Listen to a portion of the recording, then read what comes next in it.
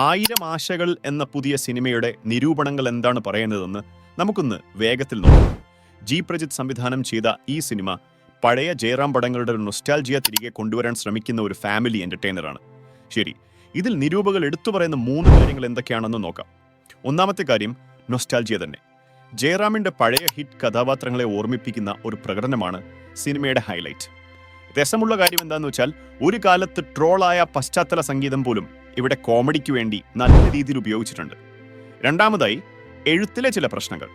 Cinema നെപ്പോട്ടിസത്തെക്കുറിച്ചൊക്കെ സംസാരിക്കുന്നുണ്ട്, പക്ഷേ ശരിക്കുള്ള അച്ഛനും മകനുമായ ജയറാമും കാളിദാസും തന്നെ സിനിമയിലും അതേ റോളിൽ വരുന്നത് ഒരു വിരോധാഭാസമായിട്ടാണ് പലരും കാണുന്നത്.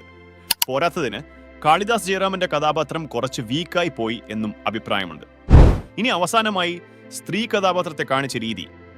ആശാ ശരത് ചെയ്ത നായികയുടെ കഥാപാത്രമില്ലേ, അത് ത്യാഗവും സഹനവും മാത്രമുള്ള സ്വന്തമായി ഒരു അഭിപ്രായം പോലുമില്ലാത്തൊരു ടിപ്പിക്കൽ വീട്ടമ്മയായി ഒതുങ്ങിപ്പോയി. ഇന്നത്തെ സിനിമയിൽ ഇതൊരു പോരായ്മയാണെന്നാണ് നിരൂപകർ പറയുന്നത്. ചുരുക്കി പറഞ്ഞാൽ, പഴയ ജയറാം സിനിമകളും ആ ഒരു നൊസ്റ്റാൾജിയയും ഇഷ്ടമുള്ളവർക്ക് ഒരു തവണ കാണാവുന്ന ഒരു ശരാശരി ഫീൽ ഗുഡ് പടം. അതാണ് 1000 ആശകൾ.